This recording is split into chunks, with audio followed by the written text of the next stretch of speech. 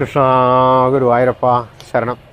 Guruvayur Unnikkannan online YouTube ചാനലിലേക്ക് എല്ലാവർക്കും സ്വാഗതം.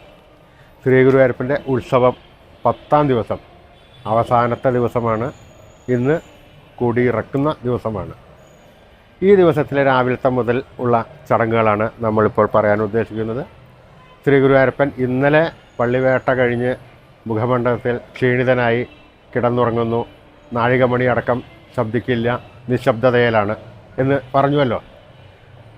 അന്നേ ദിവസം ആറാട്ട് ദിവസം പുലർച്ചെ 5 മണിയോടുകൂടി പശുക്കിടാവിൻ്റെ കരച്ചിൽ കേട്ടിട്ടാണ് ശ്രീ ഗുരുവായൂരപ്പൻ ഉണരുന്നത്.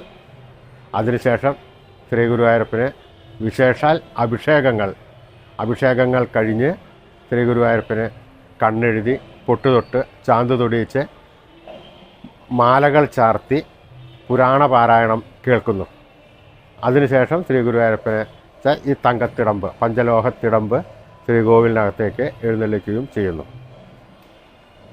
പിന്നെ ഭഗവാന്റെ ഉഷനിവേദ്യം നടക്കുന്നു.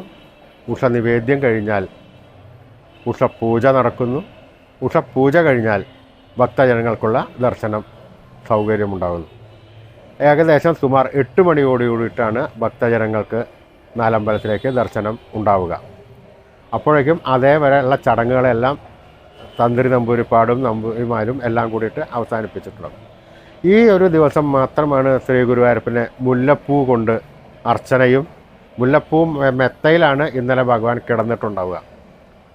വെള്ളിക്കട്ടിലും വെൽവെറ്റിൻ്റെ മെത്തയും മുല്ലപ്പൂ വിതറിയിട്ടുള്ള ആ കട്ടിലാണ് ഭഗവാൻ കിടന്നിട്ടുണ്ടാവുക. ഈ ഒരു ദിവസം മാത്രമേ മുല്ലപ്പൂവ് ശ്രീ ഗുരുവായൂരപ്പന് ഉപയോഗിക്കുകയുള്ളൂ. അങ്ങനെ 8 മണിയോടുകൂടി ഭക്തജനങ്ങൾക്ക് എല്ലാവർക്കും ദർശനത്തിനുള്ള അവസരം ആവുകയും സുമാർ ഒരു 11-11:30 മണിയോടുകൂടി പാലഭിഷേകം, നവകാഭിഷേകം, പന്തീരുടി പൂജ നടക്കുന്നു. പന്തീരുടി പൂജ കഴിഞ്ഞ് നട തുറക്കുമ്പോൾ ഒരു 12 മണി 12:30-ക്കുള്ളിൽ നട തുറക്കുകയും ചെയ്യുന്നു. 1 മണി 1:30 മണി വരെ ഭക്തജനങ്ങൾക്ക് എല്ലാവർക്കും ദർശനം ഉണ്ടാകും. അതിനുശേഷം ഭഗവാന്റെ നട അടയ്ക്കുന്നു. പിന്നെ വൈകുന്നേരം 4 മണിയോടുകൂടി തന്ത്രി നമ്പൂരിപ്പാട് കുളിച്ചു വന്ന് ഭഗവാന്റെ നട തുറന്ന് യാത്രാബലിക്കുള്ള ഒരുക്കങ്ങൾ നടക്കുന്നു. ഈ യാത്രാബലിക്ക് ഭഗവാനെ മൂലവിഗ്രഹത്തിൽ നിന്നും പഞ്ചലോഹ വിഗ്രഹത്തിലേക്ക് ആവാഹിക്കുന്നു. ആവാഹിച്ചു കഴിഞ്ഞ് ശ്രീ ഗുരുവായൂരപ്പൻ്റെ പഞ്ചലോഹത്തിടമ്പ് കീഴ്ശാന്തി നമ്പൂതിരിയുടെ കയ്യിൽ കൊടുക്കുന്നു. കീഴ്ശാന്തി നമ്പൂതിരിയും തന്ത്രി നമ്പൂരിപ്പാടും ശ്രീകോവിലിൽ നിന്ന് പുറത്തേക്ക് ഇറങ്ങുന്നു. ആദ്യം കാണുന്ന ബലിക്കല്ലിൽ തൂവുകയും ആദ്യം കാണുന്ന ആവാഹിച്ച് വെച്ച കൊടിക്കൂറകൾ, ദിക്കൊടികൾ നമ്മൾ പൂജിച്ച് വെച്ചിട്ടുണ്ടല്ലോ, അതിൽ നിന്നെല്ലാം തിരിച്ച് ഉദ്വസിക്കുകയും ചെയ്യുന്നു. ആ പ്രദക്ഷിണമായി വന്ന് ക്ഷേത്രപാലന് തൂവൽ ഇല്ല. ക്ഷേത്രപാലൻ്റെ തൂവൽ ഭഗവാൻ പുറത്തേക്ക് എഴുന്നള്ളി പ്രദക്ഷിണമായി സ്വർണ്ണ പഴുക്കാമണ്ഡപത്തിൽ എഴുന്നള്ളിച്ച് വയ്ക്കുന്നു. ഏകദേശം സമയം 5 മണി 5:15 5:30-ക്കുള്ളിൽ എഴുന്നള്ളിച്ച് വയ്ക്കുകയും ആ സമയത്ത് സ്വർണ്ണ പഴുക്കാമണ്ഡപം അലങ്കരിച്ച് വെച്ചിട്ടുണ്ടാവും. നെറ്റിപ്പട്ടം, വെൺചാമരം, ആലവട്ടം, വെൺകൊറ്റക്കുട, വീരാളിപ്പട്ട്, മഞ്ഞപ്പട്ടിലൊക്കെയാണ് ഭഗവാൻ എഴുന്നള്ളിയിരിക്കുക. ചക്രവർത്തി ഭാവത്തിലാണ് ഭഗവാന്റെ ആ സമയത്തെ ഇരിപ്പ്. അവിടെ കേളി പഞ്ചകേളി, കൊമ്പുപറ്റ്, കുഴൽപ്പറ്റ് എല്ലാം നടന്നുകൊണ്ടിരിക്കും. 6:15 കൂടിയിട്ട് ശ്രീ ഗുരുവായൂരപ്പൻ്റെ ദീപാരാധനയായി. കീഴ്ശാന്തി നമ്പൂതിരിയാണ് അന്നത്തെ ദിവസം ശ്രീ ഗുരുവായൂരപ്പന് ദീപാരാധന നടത്തുന്നത്. 6:15 ശേഷം ഭഗവാൻ യാത്രാബലി ഗ്രാമപ്രദക്ഷിണത്തിനായി ഗോപുര കവാടം കടന്ന് പുറത്തേക്ക് എഴുന്നള്ളുകയും സ്വർണ്ണക്കോലത്തിൽ ഈ ഭഗവാന്റെ പഞ്ചലോഹത്തിടമ്പ് കെട്ടി എഴുന്നള്ളിക്കുകയും ചെയ്യുന്നു. കൃഷ്ണനാട്ടം കലാകാരന്മാർ വാളും പരിചയവുമായി നിന്ന് ഭഗവാനെ അംഗരക്ഷകരായി മുന്നിലുണ്ടാകും.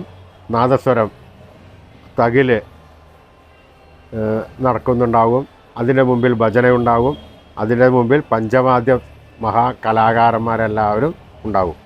12 കൊത്തുവിളക്കിൻ്റെ അകമ്പടിയിൽ സൂര്യമറ, തഴ, ദിക്കൊടികൾ എല്ലാം ഭഗവാന് മുമ്പിലുണ്ടാകും. അത് കാണേണ്ട ഒരു കാഴ്ച തന്നെയാണ്. എല്ലാവർക്കും മനസ്സിൽ സൂക്ഷിക്കുവാൻ പറ്റിയ ഒരു കാഴ്ചയാണ്. ഒരു പ്രാവശ്യമെങ്കിലും ഈ ഭഗവാന്റെ പള്ളിവേട്ട ആറാട്ട് എഴുന്നള്ളിപ്പുകൾ കാണേണ്ടതാണ്. അങ്ങനെ ആ എഴുന്നള്ളിപ്പ് കുളപ്രദക്ഷിണമായി വന്ന് ഏകദേശം വടക്ക് വശത്തുള്ള നാരായണാലയത്തിൻ്റെ അവിടെ എത്തി പഞ്ചവാദ്യം അവസാനിപ്പിക്കുന്നു. പിന്നെ ഗുരുവായൂരപ്പൻ്റെ മേളം തുടങ്ങുകയും മേളം തുടങ്ങി കുറച്ച് കഴിഞ്ഞിട്ടുണ്ടെങ്കിൽ ആ മേളവും പെട്ടെന്ന് നിൽക്കുന്നു. പിന്നെ അവിടെ വെച്ചിട്ടാണ് ഗുരുവായൂരപ്പൻ്റെ സങ്കട നിവൃത്തി എന്ന് പറയുന്ന ഒരു ചടങ്ങ്.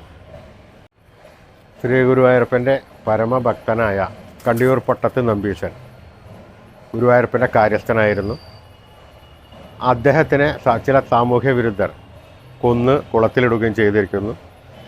ശ്രീ ഗുരുവായൂരപ്പൻ സങ്കടം വന്ന് ആ എഴുന്നള്ളിപ്പ് മുന്നോട്ട് നീങ്ങാതെ ഇരിക്കുമ്പോൾ എന്താണെന്ന് അന്വേഷിച്ചപ്പോൾ ഇങ്ങനെ സംഗതി അറിയുകയും അപ്പോൾ അവരുടെ കുടുംബത്തിലുള്ള ആരെങ്കിലും വന്ന് ഞങ്ങൾക്ക് സങ്കടമില്ല, ഭഗവാൻ എഴുന്നള്ളാം എന്ന് പറയുന്ന ഒരു ചടങ്ങാണ് ഈ സങ്കട നിവൃത്തി.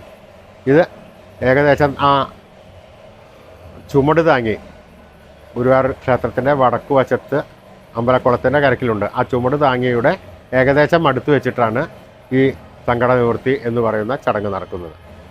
ഇത് പറഞ്ഞു കഴിഞ്ഞാൽ ഭഗവാന്റെ എഴുന്നള്ളിപ്പ് മുന്നോട്ട് നടക്കുകയും ശ്രീ ഗുരുവായൂരപ്പൻ്റെ ഭഗവതി കവാടത്തിൽ എത്തുകയും ഭഗവതി കവാടത്തിലിരുന്ന് ആ ഭഗവാന്റെ കോലം ഇറക്കി കഴിഞ്ഞ് ആ തടമ്പുമായി കീഴ്ശാന്തി നമ്പൂതിരി കുളത്തിലേക്ക് പോവുകയും കുളത്തിലെത്തിക്കഴിഞ്ഞാൽ ഗുരുവായൂരപ്പന് ഇരിക്കുവാനുള്ള പീഠമെല്ലാം അവിടെ തയ്യാറാക്കി വെച്ചിട്ടുണ്ടാവും.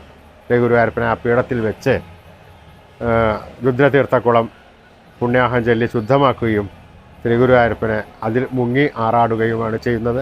ശേഷം വീണ്ടും ഒരു പുണ്യാഹം നടത്തി ശ്രീ ഗുരുവായൂരപ്പനെ തൃച്ചന്ദനപ്പൊടി എന്ന് പറഞ്ഞാൽ മഞ്ഞൾപ്പൊടി അഭിഷേകം ചെയ്യുന്നു. ഈ മഞ്ഞൾപ്പൊടി പച്ച മഞ്ഞൾ ഇടിച്ച് കുത്തി ഉച്ചനേരത്ത് വാരിയർമാർ ഗുരുവായൂരപ്പൻ്റെ വാതിൽ മാടത്തിൽ കുത്തുകയും ആ സമയത്ത് ചെണ്ടവാദ്യം ഉണ്ടാകുന്നതുമാണ്. ആ പച്ച മഞ്ഞളിൽ സ്വർണ്ണശകലം ഇടുകയും ചെയ്യുന്നു. അത് ഇടിച്ച് നല്ല മഞ്ഞൾപ്പൊടിയാക്കിയതിന് ശേഷം ഒരു വെള്ളി കുമ്പത്തിൽ നിറച്ച് ശ്രീ ഗുരുവായൂരപ്പൻ്റെ എഴുന്നള്ളിപ്പ് സമയത്ത് ആനപ്പുറത്ത് കയറ്റി ആ കുളപ്രദക്ഷിണമായി വന്ന് അതാണ് ഗുരുവായൂരപ്പന് ആടുവാനുള്ള മഞ്ഞപ്പൊടി. ഈ മഞ്ഞപ്പൊടി അഭിഷേകത്തിന് ശേഷം ഇളനീര് അഭിഷേകമുണ്ട്. ശ്രീ ഗുരുവായൂരപ്പൻ്റെ പരമഭക്തനായ തമ്പുരാമ്പടിയിൽ കിട്ട കൊണ്ടുവരുന്ന ഇളനീരാണ് ആദ്യം ആടുന്നത്. അതിനുശേഷം ബാക്കിയുള്ള ഭക്തന്മാരെല്ലാവരും കൊണ്ടുവന്ന ഇളനീരും ആടുകയും ചെയ്യുന്നു. ആ ഇളനീർ അഭിഷേകം കഴിഞ്ഞതിന് ശേഷം ശ്രീ ഗുരുവായൂരപ്പൻ രുദ്രതീർത്ഥക്കുളത്തിൽ മുങ്ങുന്നു. ശ്രീ ഗുരുവായൂരപ്പൻ മുങ്ങുന്ന സമയത്ത് ഭക്തജനങ്ങൾക്കുള്ള അറിയിപ്പായിട്ട് അവിടെ ഒരു ചുവന്ന ലൈറ്റ് കത്തുന്നുണ്ടായിരിക്കാം. ആ ചുവന്ന ലൈറ്റ് അണച്ച് പച്ച ലൈറ്റ് കത്തും. ഗുരുവായൂരപ്പൻ മുങ്ങുന്നതോടുകൂടി ആ ലൈറ്റ് പച്ച ലൈറ്റ് കത്തുകയും ശ്രീ ഗുരുവായൂരപ്പൻ്റെ ഭക്തന്മാരായ ബാക്കി എല്ലാവർക്കും ഭഗവാന്റെ ഒപ്പം ആ രുദ്രതീർത്ഥക്കുളത്തിൽ മുങ്ങി ആറാടുകയും ചെയ്യാം. അങ്ങനെ ആറാട്ട് കഴിഞ്ഞ് ശ്രീ ഗുരുവായൂരപ്പൻ ഭഗവതിയുടെ ക്ഷേത്രത്തിൽ വാതിൽമാടത്തിൽ വരികയും ഭഗവാന്റെ ഉച്ചപൂജ അവിടെ വെച്ച് ആരംഭിക്കുകയും ചെയ്തു. ആ ഉച്ചപൂജ കഴിഞ്ഞതിന് ശേഷം ശ്രീ ഗുരുവായൂരപ്പൻ്റെ തടമ്പ് ആ പഞ്ചലോഹ തടമ്പുമായി കീഴ്ശാന്തി നമ്പൂതിരി പുറത്തേക്ക് എഴുന്നള്ളുകയും ആനപ്പുറത്ത് കയറി കിഴക്കേ ഗോപുരം വഴി അകത്തെത്തി ഒരു 11 പ്രദക്ഷിണം ഓട്ടപ്രദക്ഷിണമാണ്. ആ ഓട്ടപ്രദക്ഷിണത്തിന് ശേഷം ശ്രീ ഗുരുവായൂരപ്പൻ്റെ കൊടി അതിൽ ആവാഹിച്ച് വെച്ചിരുന്ന ചൈതന്യം ഉദ്വസിച്ച് ശ്രീ ഗുരുവായൂരപ്പൻ്റെ പഞ്ചലോഹ തിടമ്പിൽ ആക്കുന്നു. അതിനുശേഷം തന്ത്രി നമ്പൂരിപ്പാടും ഈ കീഴ്ശാന്തി നമ്പൂരി തിടമ്പുമായി ശ്രീകോവിലിനകത്തേക്ക് പോകുന്നു. ആ നട അടയ്ക്കുകയും ചെയ്യുന്നു. ഭക്തജനങ്ങളെല്ലാവരും പുറത്തേക്ക് പോവുകയും ചെയ്യുന്നു. ശ്രീ ഗുരുവായൂരപ്പൻ അവിടെ എത്തിക്കഴിഞ്ഞാൽ ശ്രീകോവിലിൽ എത്തിക്കഴിഞ്ഞാൽ ശ്രീ ഗുരുവായൂരപ്പന് 25 കലശം അഭിഷേകം നടത്തുന്നു. 25 കലശം അഭിഷേകം കഴിഞ്ഞാൽ ശ്രീ ഗുരുവായൂരപ്പൻ്റെ അത്താഴപൂജയായി. അത്താഴപൂജ കഴിഞ്ഞാൽ അത്താഴ ശിവേലിയായി. അത്താഴ ശിവേലി കഴിഞ്ഞാൽ ഭഗവാന്റെ തൃപ്പുക എന്ന് പറയുന്ന ചടങ്ങുമുണ്ട്. തൃപ്പുക നടക്കുമ്പോൾ ഏകദേശം 1 മണി 55 മിനിറ്റ് 2 മണിക്കുള്ളിൽ ഈ ചടങ്ങുകളെല്ലാം കഴിയേണ്ടതാണ്. 2 മണി കഴിഞ്ഞാൽ ഇവിടുത്തെ ചിട്ടപ്രകാരം ദിവസം മാറും എന്നാണ് പറയുന്നത്. 2 മണിക്ക് മുമ്പേ ഈ എല്ലാ ചടങ്ങുകളും അവസാനിപ്പിച്ചതിന് ശേഷം ക്ഷേത്രനട അടയ്ക്കുകയും ചെയ്യുന്നു. അങ്ങനെ ശ്രീ ഗുരുവായൂരപ്പൻ്റെ ഒരു കൊല്ലത്തെ ഉത്സവം മുഴുവൻ ഭംഗിയായി അവസാനിക്കുകയും ചെയ്യുന്നു. അപ്പോൾ ഇതിലെല്ലാം പങ്കെടുത്ത് ശ്രീ ഗുരുവായൂരപ്പൻ്റെ അനുഗ്രഹം എല്ലാവരും നേടേണ്ടതാണ്. പിന്നെ ഈ ആറാട്ട് ദിവസം ഒരു പ്രത്യേകത കൂടിയുണ്ട്. അന്നദാന ഹാളിൽ ചോറും സാമ്പാറുമാണ് ഇന്നത്തെ വിഭവം. ഇതേവരെ കഞ്ഞിയും പുഴുക്കുമായിരുന്നു. ഈ ദിവസം മാത്രം ആറാട്ട് ദിവസം മാത്രം ശ്രീ ഗുരുവായൂരപ്പന് ചോറും സാമ്പാറും ബാക്കിയുള്ള വിഭവങ്ങളുമാണ്. ഈ അന്നദാനം രാവിലെ 8 മണിക്ക് ആരംഭിക്കുന്നതാണ്. സുമാർ 1 മണി 1:30 മണിയോടുകൂടി കഴിയുന്നതാണ്. ഇതും എല്ലാ ഭക്തന്മാരും ശ്രദ്ധിക്കേണ്ടതാണ്. അങ്ങനെ ശ്രീ ഗുരുവായൂരപ്പൻ്റെ ഉത്സവത്തിൽ എല്ലാവരും വന്ന് പങ്കെടുക്കുക, ശ്രീ ഗുരുവായൂരപ്പൻ്റെ അനുഗ്രഹം നേടുക. ഹരേ ഗുരുവായൂരപ്പ ശരണം.